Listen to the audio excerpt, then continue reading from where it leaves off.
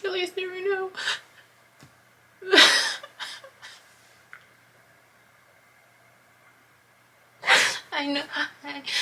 I know why I translate myself. Oh my god. I was writing, it's been inspiring me to write. And I'm reading an email from my buddy friend who's helping, the one who's helping me edit my work. And I'm writing a response to her. And I asked myself the question, where is it coming from? I thought it was that I wasn't interested in it. But as I was thinking about my thinking, I realized it's because that's how I translate information. That's how I process information for myself. That's how I do it. I break it apart. It's because sometimes I don't understand. So the example that my buddy friend gave me was this awareness that it gave me a joke and an example of the joke written out, and then the example of the joke written out when the writer spoon feeds the answer. The breakdown of it, and this awareness that not trusting the readers to get and hear the story. But I was just reminded, I was like, I've always been socially awkward. There was always an element that I didn't get it. I would be in social settings and information would just surpass me, like, in terms of just interactions and comments. And I just realized it. And I think that's why I had a hard time connecting with kids growing up, because there was always an element where there was social awkwardness that I had, where I couldn't find a connection. I couldn't connect. They would be talking about a subject, but because it was a subject that I wasn't into, I didn't know. And I would be more, I'd rather just focus on the stuff that I liked. And so there was an element of, like, I didn't care for what they were talking about. I didn't care because I didn't know it.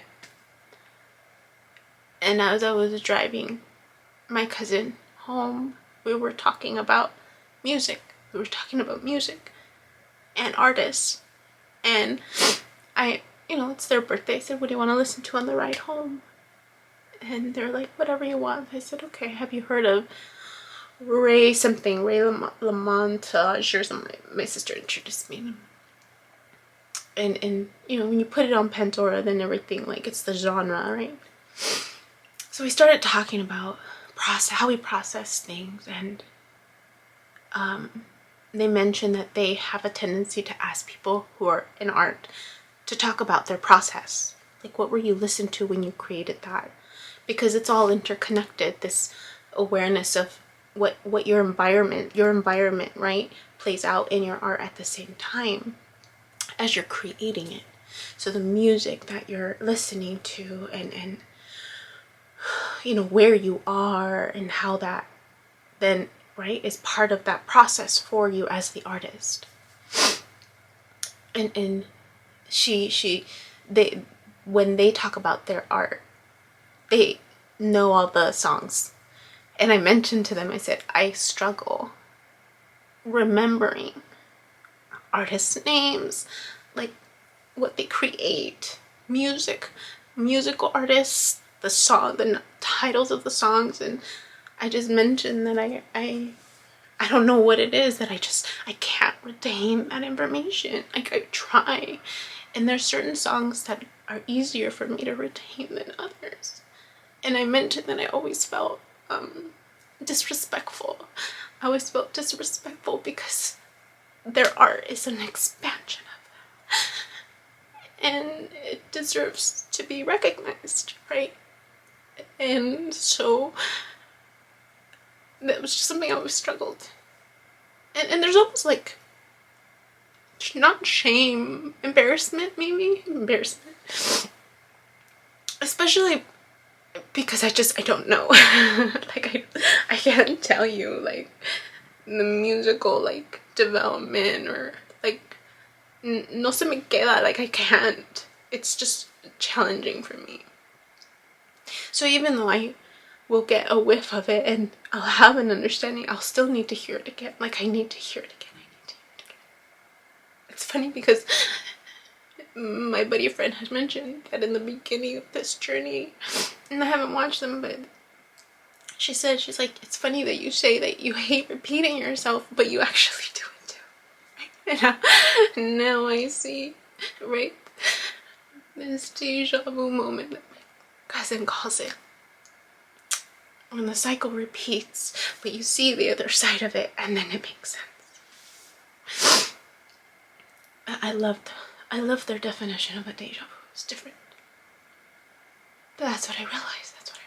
That the reason why I translated is because that's how it's coming in for me.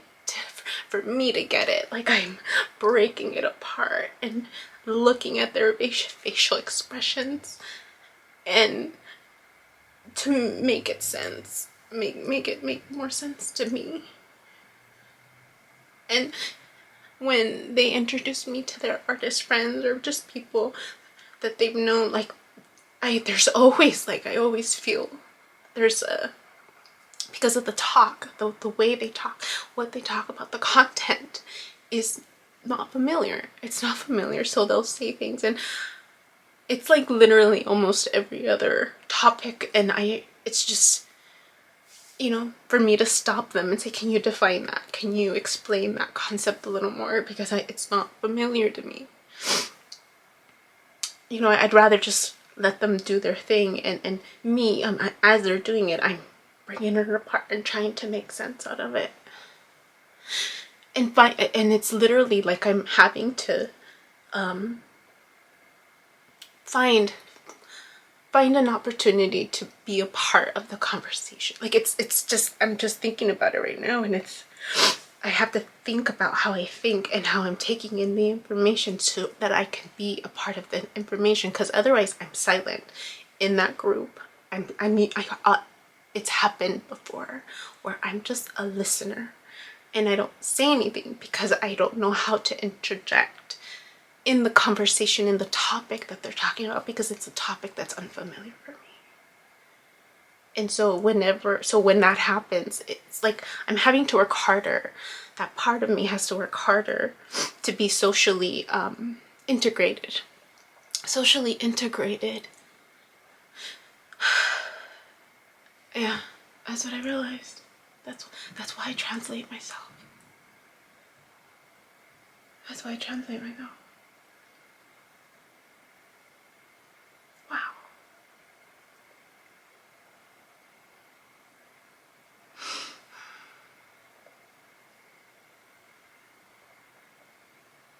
That's fascinating. To keep learning about yourself, you know? It's good, that's good, that was good. This awareness.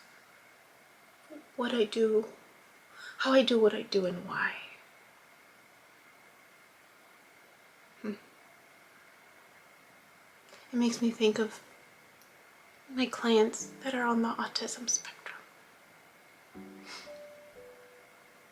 You know, just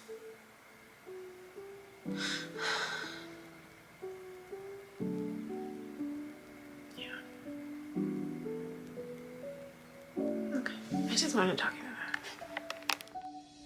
Hey you, my name is Yubi and I use she, they pronouns, and you've just finished watching a clip from my video diary entries where I'm documenting my healing journey as I learn how to navigate my spiritual awakening.